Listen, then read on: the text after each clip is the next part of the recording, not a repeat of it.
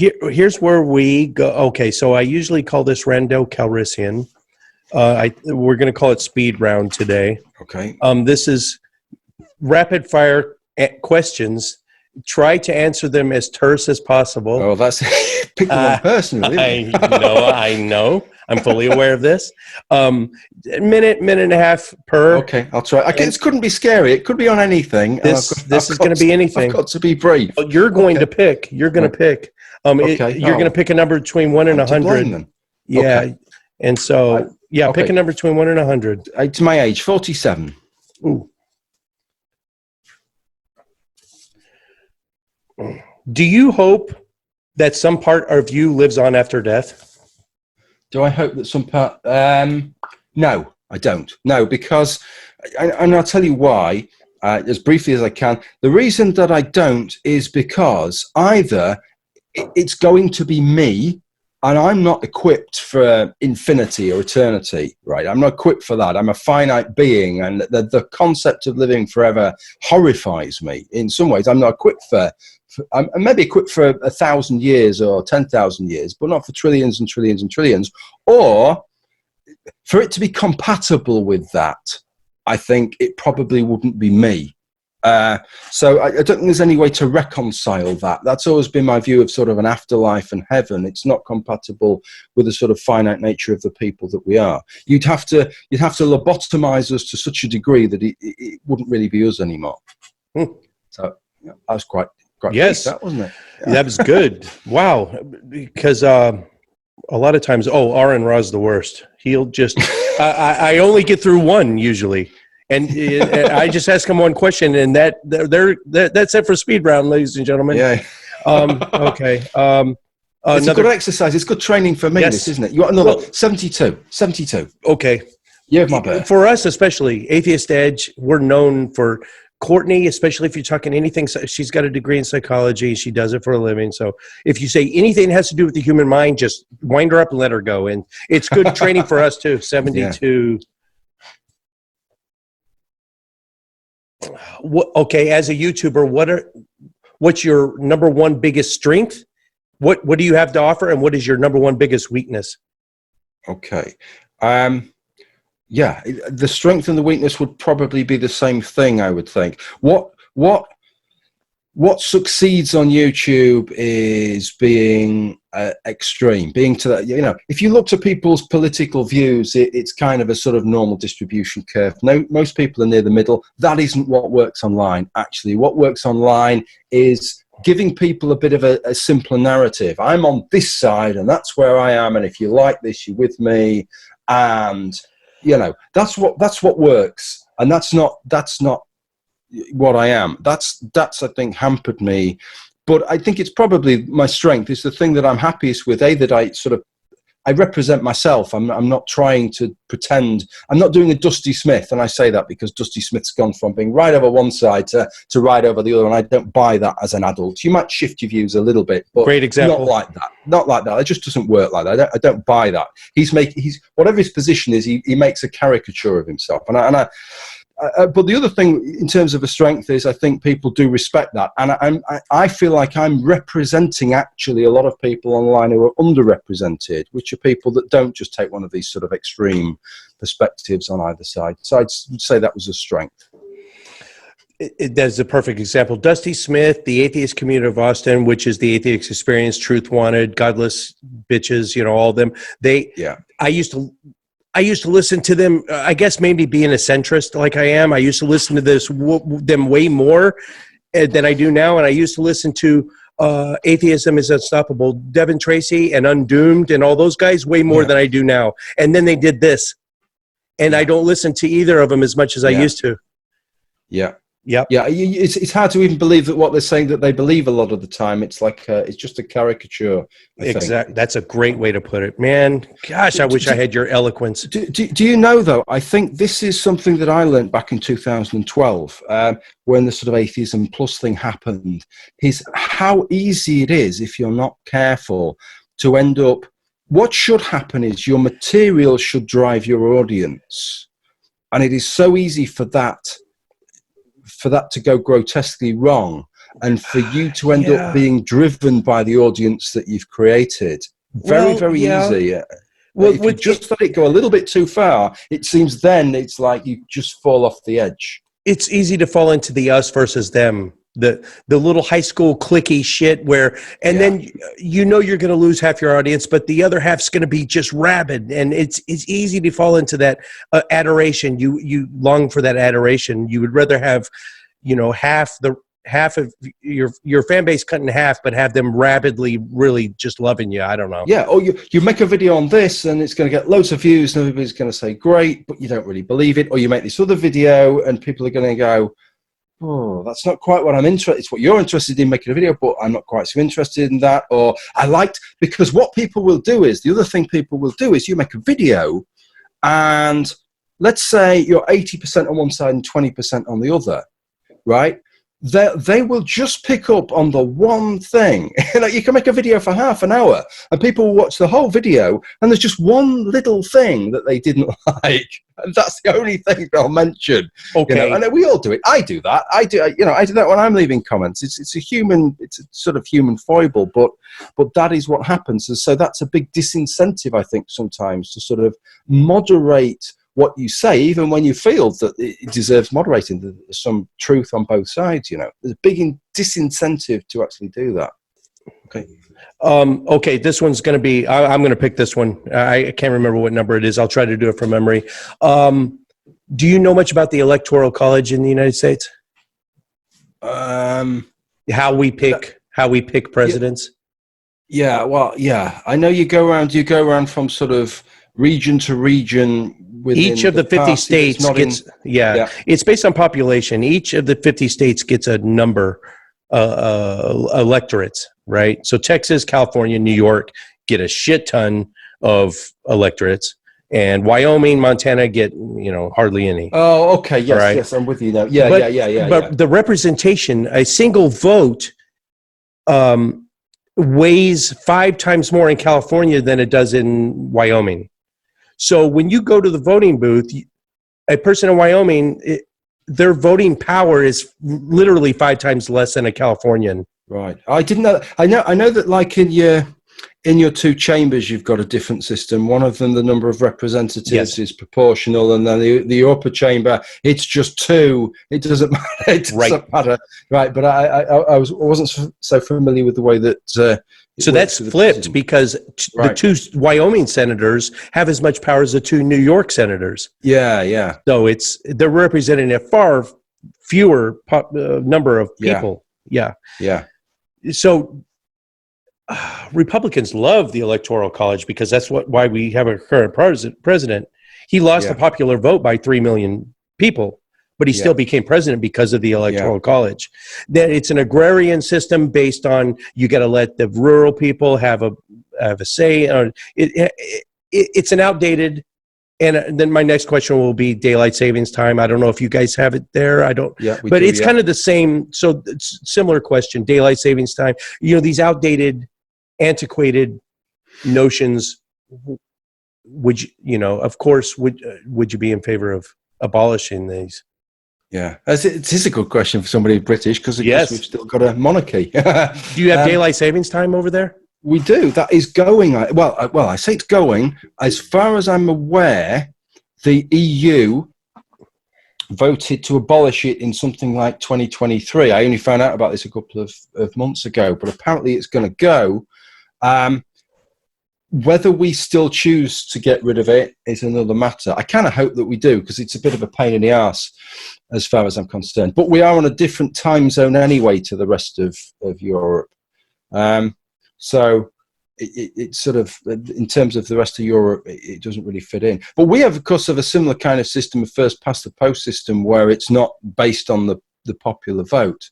And we get the same kind of anomalies. I think at this last election, the Brexit Party and the Scottish National Party had something like, I think the Brexit Party maybe had more votes than the Scottish National Party, and one of them ends up with 40 odds or maybe just scrape 50 members of Parliament, and the other one didn't get any, which is obviously a real anomaly. I don't really know what the answer is entirely because, you look at what happens in parts of Europe that simply have a proportional system. And one thing you tend to do is extreme political parties, there's a lot more in it for them. And so extremism has a chance to flourish, but also you end up with these really unworkable coalitions of sometimes 10 parties, and you'll have positions where there's no proper government for a year at a time because nobody can make can make a government. So it's a sort of, I don't really know what it seems like there isn't one. I mean, Churchill once said that of all the, democracy is the worst system other than of all the other ones that have been tried or whatever. Yeah, but it's almost a stage beyond that, is that there's almost no system that is kind of satisfactory in terms of voting. They all have such deep-rooted intrinsic problems that whichever system you have, you end up sort of mired in one way or another. Would the Brexit vote have been different if there had been a pure, say, a Greek or Roman, ancient Greek, ancient Roman, pure democracy instead of a representative system? No, the Brexit vote wasn't. That was a referendum, and that was just purely one person, one vote. It wasn't done regionally or anything like that. Okay. The problem with the Brexit thing, from my perspective, is that that's one thing where I think that you have it right in the United States, whereas major constitutional change requires a supermajority. I mean, it's through a representative sense in the United States. Yeah. And I think it seems absurd to me. You could have something like the Brexit vote, or you could have a vote on whether we became a republic, and just one day out of a decade, you could have it at just over 50% for change. And if that's the day you have the vote, then you make the change. And it seems to me, if you're having a change, I mean, a normal run-of-the-mill election, 4 or 5 years down the line, you get the chance to change again. Whereas if it's one of these things where it's not so easy to roll it back again, if we change to a republic from a constitutional monarchy, and I am a monarchist, by the way, but if we changed to that, you're never ever going to pull it back again. It's a one-way ticket. Yep. So the idea that just sort of 50.00001% would be sufficient to do that just seems kind of ludicrous to me.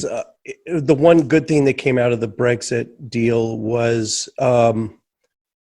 we as Americans, we can say, well, you Brits lost your intellectual high ground a little bit. You can't point fingers at us and say we're the knuckle dragging Neanderthals that many do, because that was a huge fuck up. It was a huge fuck up, and now so many people are eating shit for making the wrong vote. Yeah, I think really what a lot of it boiled down to is the fact that a lot of people, and it's understandable. I mean, people talk about immigration and the different issues, but I think there's a fundamental thing in politics and in Europe where people just feel that it doesn't make any difference. There's been several votes in other European countries where if the vote doesn't go the way the politicians want, they just have another vote, or they alter it and then say, well, we don't need a vote this time. We had a vote, you voted against it, so we've tinkered with it. That'll sort it. We don't need to have another vote. And there was a sort of sense, and I think even after it had happened, I voted Remain, but there was still a part of me, even when it happened, where I thought, well, will it actually happen? And I want to see, even now we've voted leave, it will underline the issues that people have with the political system if it doesn't happen. So it's a kind of strange set of circumstances. It's almost like in a sense, and probably I'm not the only person, probably a lot of people who think like that. It's like, well, it would be great if we could leave and it all go through, just to show that, well, yeah, eventually the politicians will do what you want, but yeah, we're only joking now. Okay, well, you've proved you will actually do what we want. Now we'll just go back to being in the EU. We're just testing you, sort of thing. Okay, pick another number, Jim. Okay, just a random. This is a random number. Then. Total random. 84. Oh, this really doesn't. You don't have guests. You're a one-man band, so this kind of doesn't apply. Let me tailor it though. It asks, what is your favorite the favorite guest you've had on your show? Since you don't have guests, I'll ask you, what is maybe your favorite or the most notable or the most fun time you've had on someone else's show? Anything that jumps out at you, maybe in the recent past?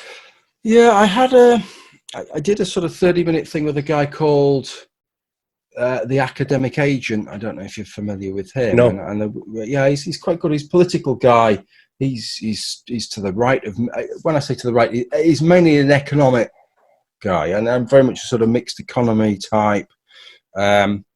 He's very much free market, pro-capitalism, and that was a really interesting exchange. It was interesting. It was like a half-an-hour interview where he asked me a few questions, but then we had a sort of interesting exchange that followed on from that after he'd stopped recording.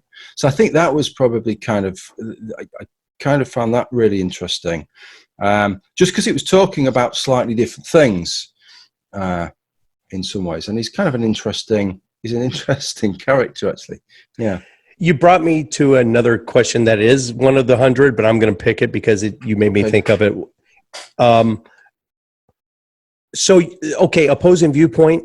You're on a show with opposing, because one of our hosts is a right-leaning Trump supporter. So, and two are pretty far left. I'm kind of right center left. So we're all over the place. We get along somehow. I don't know how, but with regard to opposing viewpoints and changing your mind, yeah. I've changed my mind 4 times on major issues just in the last 12 months.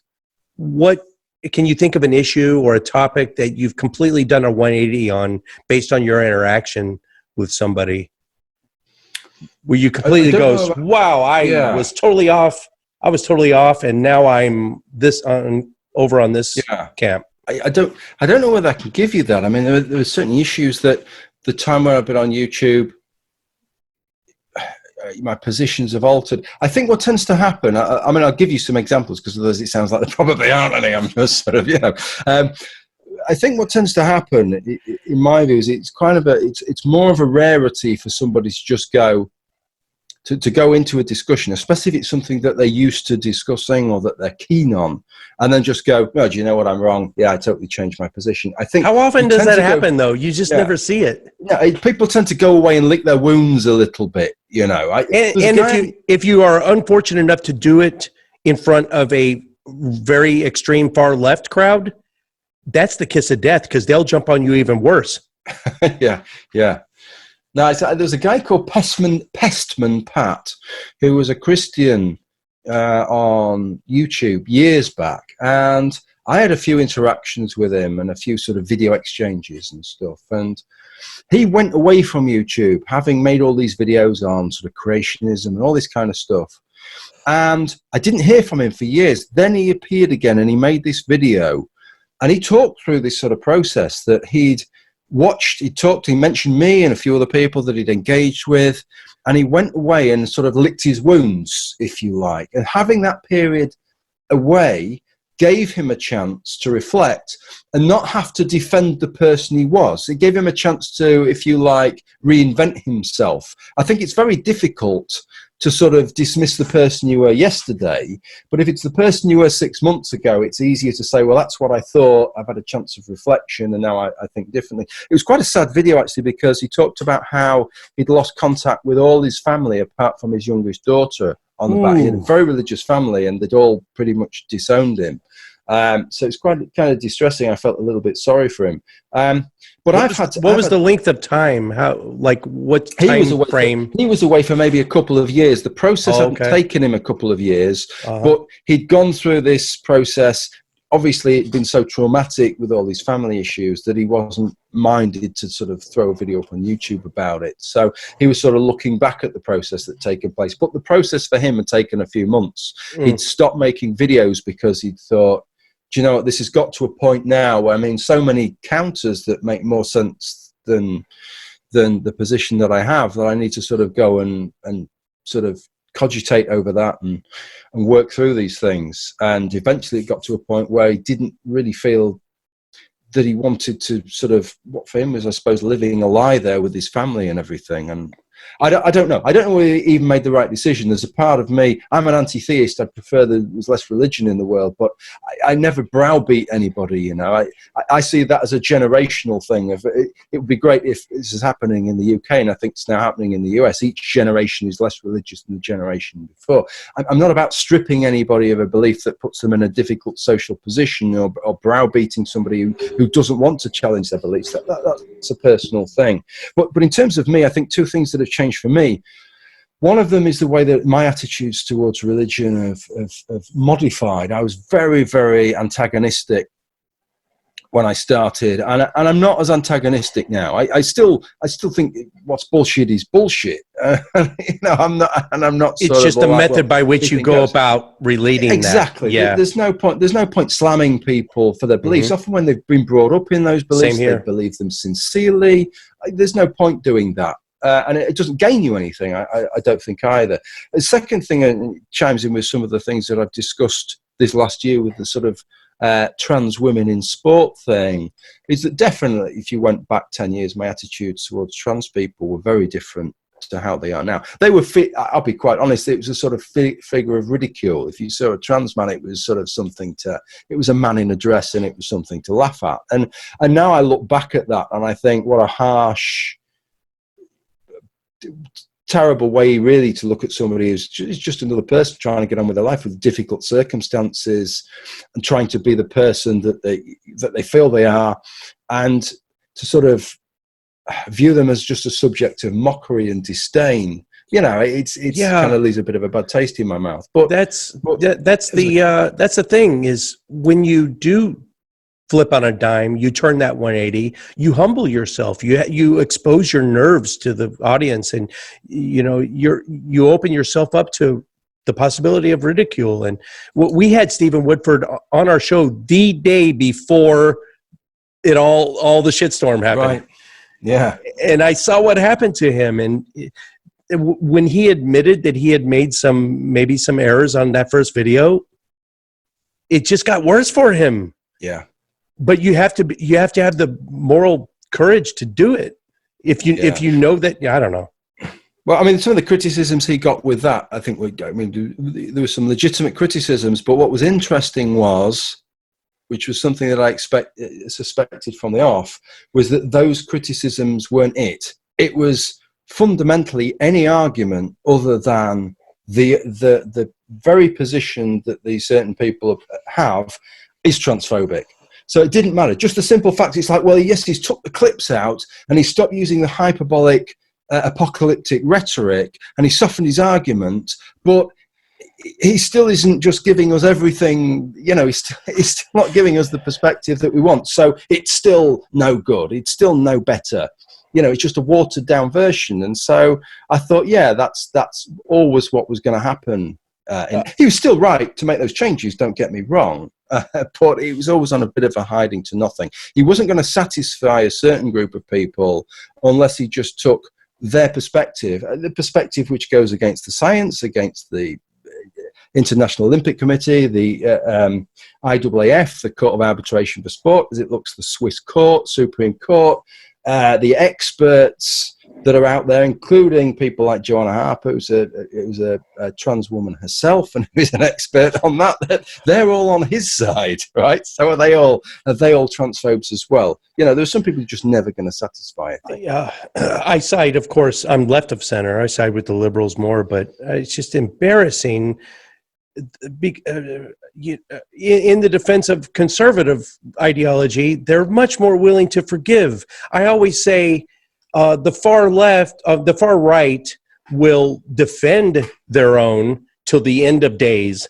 The far left will crucify their own before due process. Yes, it doesn't do them any favors whatsoever, does it? Really, it's bad to see. Really, it's not a good thing. And the problem is that then when you get a subject like that, what you end up with is something which is a legitimate concern being tied up with things which are not legitimate concerns, such as the toilets issue, bathrooms issue, as it's called in the state. It always makes me laugh, that, like you're going and having a bath. But that that, you know, you're in a restaurant and you've just had the starter and you're like, you know, where's the bathroom? I need a bit of a soak or something.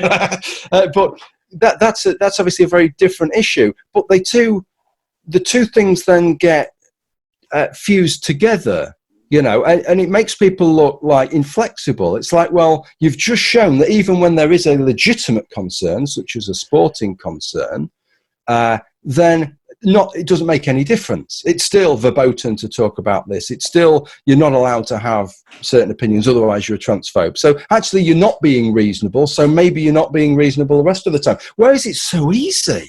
You know, if you say, well, this is a genuine issue, yeah, we accept that this issue needs to be dealt with apart from these other issues, and that it is possible to have this kind of position on these issues and this kind of position on these other issues, and they're separate, you know. It's possible to do that, and then that takes the sting out the argument straight away. Bathroom, loo. I always go off syllables. Bathroom, whichever has the fewest syllables is the correct one. Loo is correct. Bathroom, it's a misnomer because you don't end up taking a bath, and it's 2 syllables. Look at this. Lift, elevator. Oh, lift is the proper word to use. Yeah. Elevator takes force. Anyway, okay, pick a number between. Go ahead. Just let me say, I understand that bathrooms it's like a polite euphemism, but like where I come from in the UK, toilet is the polite euphemism. 2 syllables. Still not as good as loo. But normally, I need a shit. That's 1 syllable. That's the normal. Yeah, it works. All right, 1 to 100. How much time do you got, Jim? Because we're looking at an hour and a half right now. If we go 30 more minutes, I'll cut this into 2 videos. I could probably do another 20 minutes maybe. That's okay. Probably about Sounds as far great. as I could go. Yeah. Okay. 26. Oh no. Okay. You talk about this until you're blue at the face. This was the one I really kind of wanted to avoid because every time you go on a show, they're going to ask you something similar to this. And so you're probably tired of talking about it. Okay. All right. Well, I'll keep it, maybe that means I can keep it brief. Yes. Maybe this would be a good exercise. Yeah. Okay. So Trinity High School is literally right up the road from me. It's where a trans male won 2 high school state wrestling championships back to back. So trans man? Do you mean? Yes, it's a biological he's a biological female. Yeah. The UIL, which is the governing body that controls high school, college athletics, it's the Universal Interscholastic League, voted that he can no longer wrestle with males. And I believe, now someone's going to fact check me in the comments, no longer, basically his wrestling career is gone. Now he's out of high school now, but if he were to still be in high school, he can no longer wrestle UIL because he's basically, for all intents and purposes, banned from both because they don't know where they're going with this because he won 2. He can't wrestle in the female or the male category. Is that what you're saying? I don't know if he can go back to the female category now that he's had. And I know you know all the nanograms or whatever of testosterone, but I don't know how that all works. But I think he's objectively out now. He can't wrestle at all. So where's the guidelines there? And the fact that he won back-to-back 2 state Texas wrestling's big. It's not as big as in some other states, but 2 state championships back-to-back. Yeah, I mean, I obviously don't know the details of that case, but that seems a bit odd to me because, I mean, as you will know if you've seen my videos on this subject, for my mind, there shouldn't even be a male category. It should be an open category, right? You have, in sport, you have protected categories and segregated categories. You don't have even categories. You might have a master's categories for over 40s, but you don't say, oh no, you can't compete with the under 40s. Anybody can compete in the age open.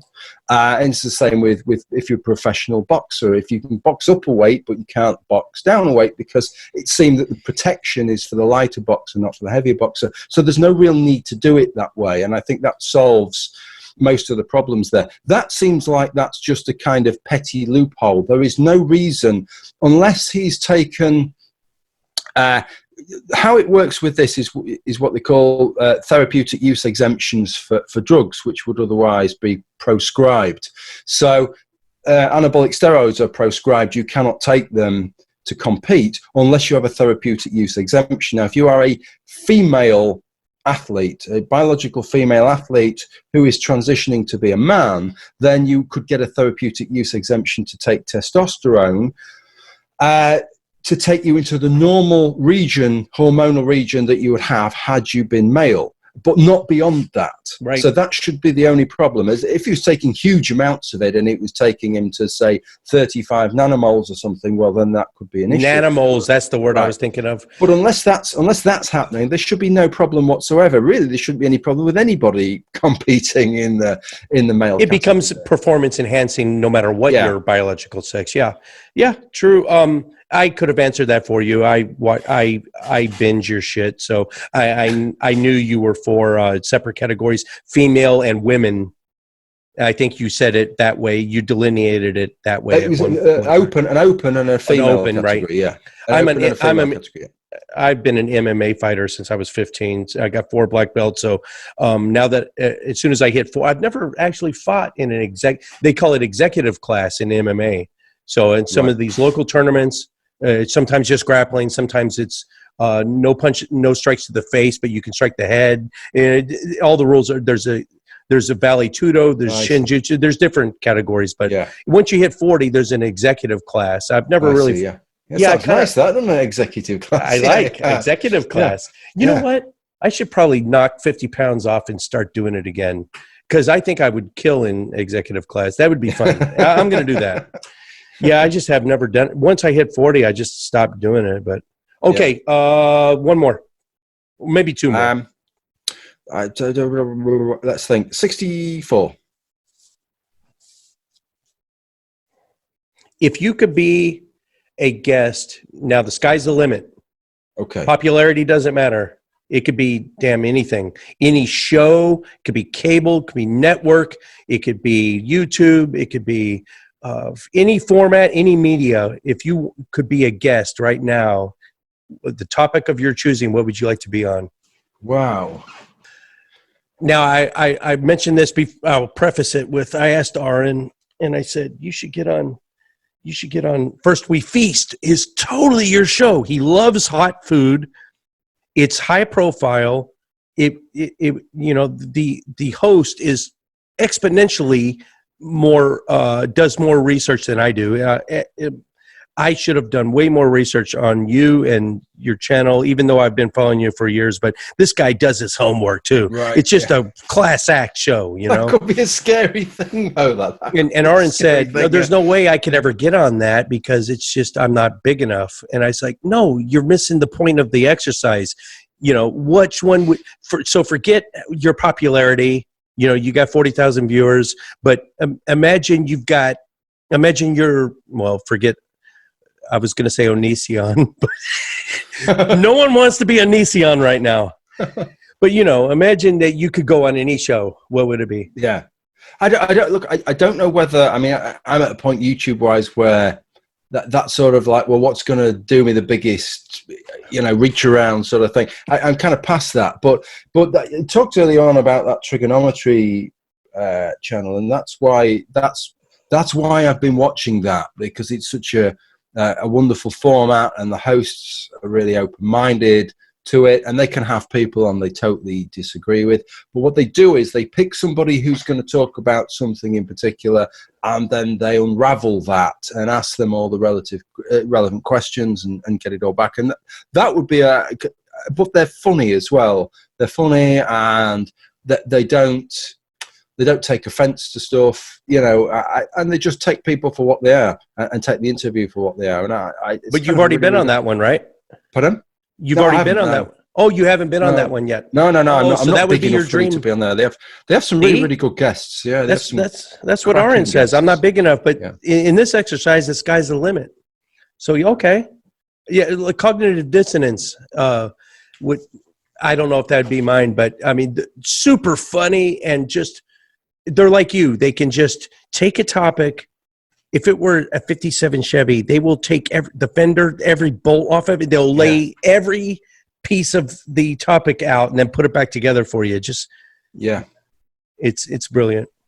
Okay, another number. Okay. This will be the last one. Then we'll do plugs. 39. What is the Christian best argument for the existence of a deity? That's a good question. Let me say, I don't think there is. Let's extirpate the Christianity part of it from the existence of a deity, because you're talking about a lot of specifics there. It's the equivalent to, do humans exist or is Elvis still alive? Right, they're quite different things.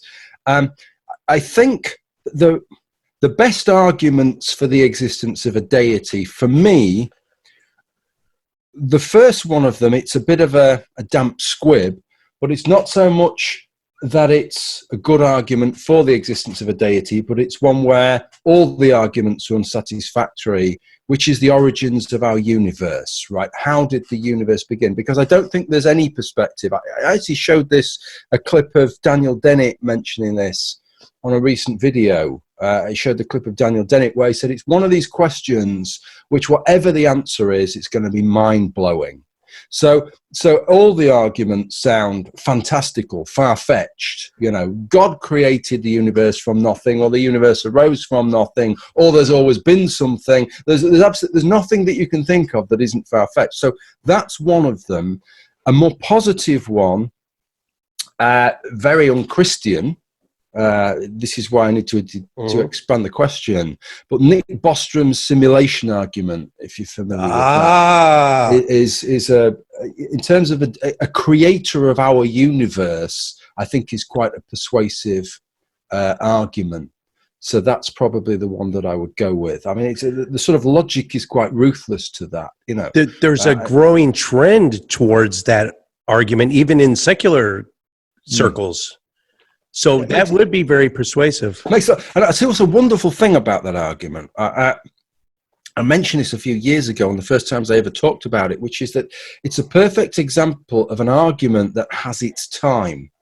Because before we had computers and simulations, before we could simulate things, which we didn't really maybe have the conceptual space to understand that argument. You know, if you went back 400 years and made that argument, you might find it couldn't get any traction because people wouldn't understand the concepts. And it's only actually technology that's given us the concepts that allows us to understand the concepts that underpin that argument, which I think is kind of fascinating. That when you think about what arguments maybe we don't make now for a whole array of things, which we could be making. And just one final thing on that argument as well is that it's not just about the existence of a deity, but I also think that it's a fascinating argument in terms of what some of the attributes that are attributed to deities could consist of. So if you're talking about something like omnipotence or omniscience, we tend to view those in a very flat way.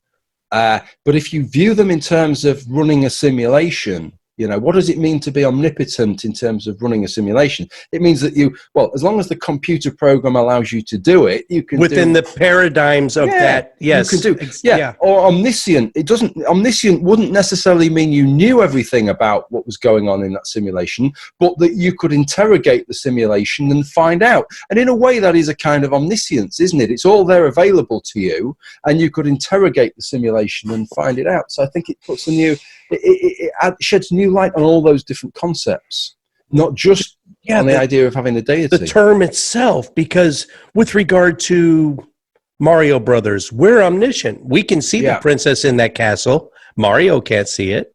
We know the princess is in the castle. In that paradigm of just Mario Brothers, we're omniscient. Yeah. Well, as long as the software allows you to be, as long as it allows you to interrogate it in the way you want to. Potentially, if you have access to rewriting the software, then you can pretty much do anything. You know? Crazy. The concept also of transcendence and time. That's the same thing as well. You can go back in time in that program. You can go forwards in time. Your timeline is different. You are existing outside of time in a way. You're existing in your own temporality. But okay, you just officially blew my mind. Yeah, I'm thinking about it in a different way now. Now I've always said our creator could be a hyper intelligent 14-year-old in his mom's basement that got a C- on a high school science fair Yeah. project. But I never looked at it in that particular way. That is see, I knew this was going to be fun. Okay, Jim, final thoughts, plugs, one more time. Okay, so I talk about religion and I talk about lots and lots of other things. Last year it tended to be trans women in sport for some quite in-depth videos and intersex conditions and all this kinds of things. You caught a lot of shit for it. Yeah, I did. But I don't mind that. I think you get to a point where if you're still on YouTube, then you're rhinoceros skinned enough to deal with it, or you've left by that point. So I don't mind that. So I don't know. I can't say to anybody, if you subscribe to my channel, exactly what I'll be talking about this year. What I can say is there'll definitely be some stuff to do with religion, religiosity, God belief, a couple of sort of philosophical area videos, some of the stuff to do with the stats and the way things are going. And then there'll be some other stuff, which who knows? the brewing thing, I think, is a hit, because if I'm like the other, I can't be the only one that watching your brewing videos, I'm very keen to give it a go myself. Yeah, I might do some. I think if I do more of those, I'll probably do it on the Noel Hand Grenade channel. I think it's probably more suitable to that, and maybe talk a bit about beers and successes. I've got a beer downstairs. I don't know if you saw on Twitter today. No. I had a bit of a nightmare. So I brewed this Russian Imperial Stout yesterday, which is a strong beer. It's about 1,100 original gravity. It'll be about 10% ABV nice. by the time it's finished, and it's thick black, and I've never brewed a beer that strong, that dark, and generally the darker the beer, the more it foams, the more it'll chuck out, and the stronger the beer, the more strongly it ferments. Well, it just went ballistic over the night. I knew from after 3 hours the airlock was bubbling. I got in there this morning, it all foamed over the airlock, it was all over the floor. I ended up I found a piece of pipe, so I've managed to do a sort of blow-off tube, and I've lost about 4 litres. It's through foam, it's blown off about 4 litres, and in the end I got it in some sink. I got a load of ice around it. I brought the temperature down to slow the fermentation down, but that's been most of my day. It's been fretting over this. That's my secret. Beer. That's my secret. How I lure people wonder, how does Aaron Raw just show up at your studio all the time? That's how I lure. That's my secret. Is I know he likes porters and stouts, and it's going to be it's got to be 15 ABV or higher. So as long as he knows that's there, he'll get on his motorcycle and that's how I do it. But now, as far as a cost benefit analysis of, before I even start thinking about doing this myself, like pint for pint, the amount of, well, let's factor in your time and trouble too. Time and trouble. Yeah. The ingredients, forget the equipment. That's a one-time cost. But to brew X amount of beer, vice just going to the pub, is it worth it? It's a lot, right? In those terms, what I will say first off is that it's a hobby and a passion, and not just, it can just be a way of producing cheap beer, but it's a hobby and a passion. But in terms of cost, somebody asked me this at work the other day, so this will be in terms of pounds, but let me give you an example. I grow my own hops, so that takes that out of the equation. But if you didn't, let me try and factor that in as well. So if you're making a pale ale, you could make a pale ale just from pale malt, right? Normally you put a bit of crystal malt in, maybe a bit of amber malt or something else, but you could just use 10% crystal malt, 90% pale ale malt, or just pale ale malt. You could buy a 25 kilogram sack of pale ale malt for about £30, plus postage, let's say £35. And if you were brewing to sort of typical 4.5% sort of strength alcohol, then you'd be able to make maybe 250. Yeah, that's 4% Michelob Ultra. So of that, you better make about 250 pints there. So for the cost of the malt, what's that? It's going to be about $45, I would say, for 250 pints. You're going to have to buy some yeast. That's not And you're much. going to have to buy some hops. Now, let's say the hops doubles the cost plus the yeast. So you would be talking $90 for $90 for 250 pints. I would say something All right. like that. So let's say $100, rounded off, $100 for 50 pints. A pint. No, $100 for 250 pints. Oh, 250 pints. Okay. Yeah. $100, 250 pints, $2.50 a pint. Yeah. No. I'm a It's the other way around, Marine. isn't it? We're notoriously bad at math. So. Yeah, 40 cents a pint. Oh, well, Jesus, it's worth it. Okay. Yeah. It's not, once you've got the equipment. Yeah. But the thing is that once you start into what will happen is, right, if you can buy 25 kilo sack, that's great. But if you wanted to buy, so let's say this Russian Imperial Stout I made yesterday, it used mainly pale malt, but then it used some black malt, it used some chocolate malt, it used some roasted barley. I ended up using some Belgian candy sugar. Man, that sounds good though. There was chocolate malt, black malt. There was another malt that was, there was another dark malt that was thrown in there. And there was some crystal malt as well. So those you're going to buy by the kilo, and it might cost you $2 a kilo. So you're talking, rather than, I don't know, I'll do it in pounds because I know in pounds. So, well, thanks to Brexit, a pound and a dollar is about the same now. Yeah. Yeah. So I wish they were, to be honest, because I'd earn more on Patreon if they were. So 25 kilo sack costs £30, but if you buy it by the kilo, it'll cost you about £1.80. So it'd be about almost £50 for 25 kilos. So you can see the difference if you're buying it by the kilo, and premium quality ingredients too really affects it. But if you get a good homebrew supplier, and you get an idea of what you want to buy, so you're only paying one shipping cost, and you get it all bought in, and you've got it in there.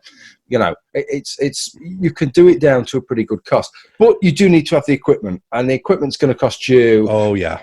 Put aside $1,000 for equipment. Let's say I would do, because you don't want to be pissing about. You want the stuff.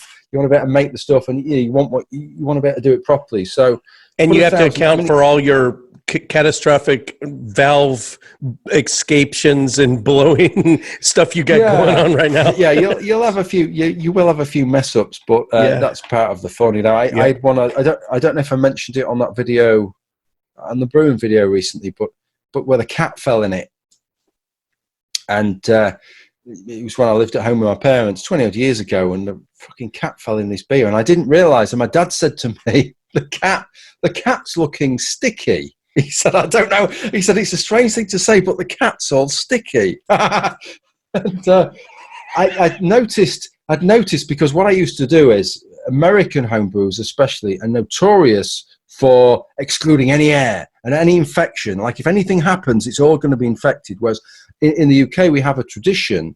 If you went and looked at a Tetley's brewery or Marston's brewery, we're using Stone Squares, it's all open. Right, you go in there, there's just a yeast head there, you're in a room, and it's all open, right? It's you know, if the yeast head's there, your beer's safe. And there's none of this neurosis that something is going to get in if you just crack the lid or do anything. I've noticed that. It is a mindset difference. Same with you guys. Well, I lived in Germany for 3 years, and I've only been to London once, but I assume it's the same there. You keep your eggs on the shelf instead of refrigerated. Yeah, exactly. Yeah. It's so crazy. Really but I watched a video on why that is, because there's a coating on the shell, and if you don't mess with the coating, it's fine to leave it on the shelf. But we mess with the coating because there's a reason for that, and USDA says then once the coating is gone, then we keep ours refrigerated. Yeah, it's a weird thing. Yeah, but it's so I used to just leave the lid balanced when it had a yeast head, the top fermenting yeast. I'd take the lid off, I'd just leave it balanced, and obviously the cat had jumped on it and fallen in the beer. Anyway, I just thought, sorry, the cat's obviously fallen in the beer. I'm going to carry on with it anyway and see what happens. And it's a testament to the fact that, You know, if you get your sterility wrong, right, it can go badly wrong. But it doesn't. It's just the luck of the draw. I got it all wrong. I'd had a cat in my beer, and it still turned out fine. It still turned out fine. I bottled it, and it was absolutely fine. So sold it. So there you go. It's not become an industry standard practice, as far as I understand. They don't chuck a cat in, but it works, you know. Awesome. Okay, let's do your plugs one more time for the viewers. Okay. Main channel is Noel Plum, and that's where all the quality stuff comes on. If you've enjoyed this discussion, if you want to hear a sort of old style atheist YouTuber who's been around the block, seen it all, seen Atheism Plus come and go, seen the discussions come and go, seen it all go full circle a couple of times, and got the scars but lived to tell the tale. That's the channel. But it's worth, if you've enjoyed listening to me, it's worth also Noah Hand Grenade as well, because that's where the sort of stuff, if it's just off the cuff, if it's just happened and I just want to say my piece, then that's the channel that will be up on. Well, thanks so much. It's been a pleasure. It's been more surreal than it's been a pleasure even. Just I rarely get starstruck anymore, but this was one of those rare times it happened again. But thanks so much for being on the show. Thank you very much. It's never easy for me to fit these things in, because it's always like trying to balance the times and everything. But it's been, I've enjoyed it. If the viewers knew how many months this is in the making. We got to the point where we were both here, weren't we? We were both there ready to do it, and then YouTube had cancelled Hangouts, hadn't they? Oh, right. That's when we went to a pre-recorded format. Now TJ's working on getting OBS, and he's got, this is Zoom. He's working on OBS, but there's a better one that he's working on. It's a subscription service that, so we are going to go back to actual live. I'm tending to like this because I can edit it. And when this goes out, there's going to be a nice crawler going across, thanking our patrons. And there's going to be Noel Plum logo, Atheist Edge logo above us. And yeah, I can do some cool things. I can chop out all the dead air and all the times we went to go get a beer, take a piss. So yeah, there's pros and cons. Anyway, thanks. I mean, I don't know whether it was that you was talking to when that happened, but it was like they just cancelled Hangouts the day before. It was literally the day before. It was like, whoa, it's gone. And I was like, it's like getting a message. Do you know what to do? And I'm like, well, I haven't got a clue. Yeah, I know. So, all right. Thanks, Jim.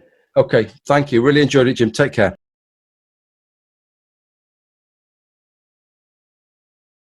Can come up and do something on the computer, play a video game, or do something YouTube. What are you playing right now? What have I been playing right now? That's a good question. I got Red Dead Redemption, the PC. I always play on the PC, so that came out on the PC. It looks brilliant. I would love to get in on that. It's it's good.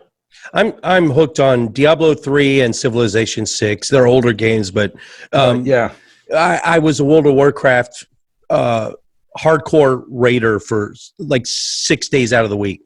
Right. It was more than a second job. It sucked. It sucked 4 years of my life. 4 years of not reading bedtime stories to my kids, and it was a pure addiction. So once I cut that, I vowed never again. Nothing I can't hit a pause button and get up from. Yeah, no, I agree. I played it for about 4.5 years. I wasn't quite as hardcore as that, but I did all the 40-man raids and you did? WoW Classic and yeah. Awesome. That's okay, great memories of all of that, really. I'll tell you what I used to do as well. Mix. Just before we get back to the question, I used to spend ages in the auction house, and at one point in WoW Classic, I must have accrued, if you could have seen sort of like the 4 or 5 richest people on EU Doomhammer, I would have been one of the 4 or 5 richest people. I could buy anything I wanted. I just made a load of money. And I'd sometimes talk to people during playing, and we talk about things, and I'd mention, oh yeah, I've got that on my other character. Epicure was my auction character, and they'd be like, whoa, you're Epicure. I've seen you've got like nearly all these epics up and all this different stuff. You know what I mean? Is that a legend? Is that a nod to Epicurus? That's kind of cool. Yeah, I don't know. It was just sort of a love of great things, and that's how I look, because it's selling good stuff. So we were server leaders. We took down Serpentine Caverns, Molten Core, Black Temple. We were server first on all these, so we were just. I wasn't the rogue leader. There was another rogue ahead of me, so you you'd come a in. rogue. I was a rogue as well. Bam, baby. I don't know. Maybe that's why we kind of link. I don't know. Yeah. Every Dungeons and Dragons, anything I ever play, it's thief, assassin, rogue, something sneaky. Yeah. You were probably Horde though. If you were Doomhammer. No, I wasn't. No. Oh, no. I was Alliance too. No, I was a gnome, a little gnome. Oh, a gnome rogue. Interesting. Yeah. Okay. I don't remember what their racial skill was. Yeah, Shit, I was human. It's a long way in the past now, but yeah, I know, right? Okay, so we were the show that you would